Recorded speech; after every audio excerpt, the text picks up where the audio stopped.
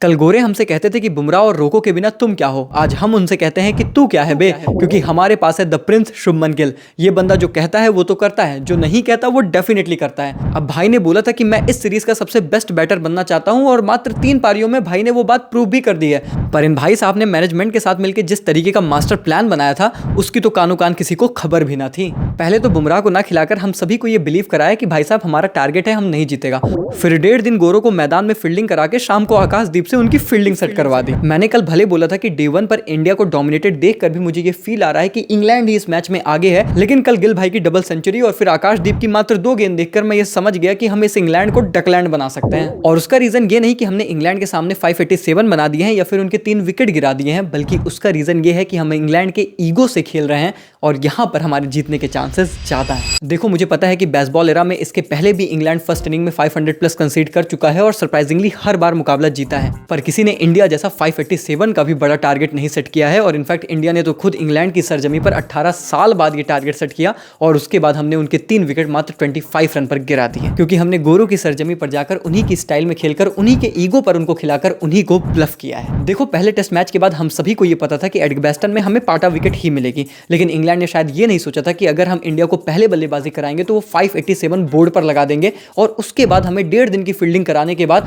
अगले 20 ओवर हमारी फील्डिंग भी सेट कराएंगे। जिसने थोड़ी सी भी क्रिकेट खेली होगी उसे पता है कि अगर आप 1.5 दिन फील्डिंग कर रहे हो ना और उसके बाद शाम को ही आपको बैटिंग करने को बोल दिया जाए, भाई साहब पैर हिलते नहीं है। और इंडिया ने इसी का फायदा उठाया। जैक क्रॉली की वो विकेट जाकर देखना, आप क्लियरली देखोगे बंदे के पैर चले ही नहीं है और बंदे ने शॉट कमिट कर दिया। क्यों? क्योंकि हमने उनके ईगो पर उन्हें खिलाया। हमने उनसे बोला कि रन बनाने की आदत है और मैच जीतना है ना, आपको विन और लन ही चाहिए रहता है, तो आप इस मैच को विन करके दिखाओ, चलो रन बना के दिखाओ। और इंग्लैंड जो कि ऑलरेडी थकी तो हुई ही थी, लेकिन उन्हें रन भी बनाने थे, क्योंकि ड्रॉ जैसा शब्द तो उनकी डिक्शनरी में है नहीं। अब वो रन बनाने चले गए और वहां पर अपनी विकेट फेंक दी। अब क्योंकि स्लिप में एक भी कैच हमारे यशस्वी भाई के पास गई नहीं, तो फिर इंग्लैंड के एक नहीं बल्कि 3 बल्लेबाजों के एल लग गए और उसमें से 2 बल्लेबाज तो ऐसे थे जिन्होंने पिछले ही मैच में शतक मारा था और इस मैच में दोनों ने बतख बनाया। लेकिन अगर आपको प्रमाण देखना है कि हमारी एक बात कितनी सही साबित हुई, तो आप देखो कि हमने 587 रन बोर्ड पर लगाए, लेकिन फिर भी क्या आप सच सच बताना, आपको ज्यादा कॉन्फिडेंस वो रन दे रहे थे या फिर जो लास्ट में हमने 3 विकेटें चटकाई वो दे रहा है? और बुमराह के ना होते हुए भी हमारे गेंदबाज मिलकर अब तक ये काम बखूबी कर पाए हैं, क्योंकि रन बनाने का काम तो सिर्फ एक ही बंदे का है और वो है हमारे कप्तान शुभमन गिल। लाडले आवाज से जज कर रहा था ना, परफॉर्मेंस देख अब आवाज ना निकल रही तेरी। भाई कैसे आवाज निकलेगी? आपने इतना बड़ा चोको जो दे दिया है सारे हिटर्स को। भाई बंदे ने एक ही मैच में रिकॉर्ड तोड़ने की झड़ी लगा दी। पहले इंडियन कैप्टन बने जिन्होंने टेस्ट डबल 100 लगाया इंग्लैंड में, फर्स्ट एशियन कैप्टन बने जिन्होंने टेस्ट डबल 100 सीना कंट्रीज में लगाया। हाईएस्ट स्कोर इंडियन बैटर के द्वारा इंग्लैंड में एवर है, इन हिस्ट्री है, और highest score by an Indian test captain ever है।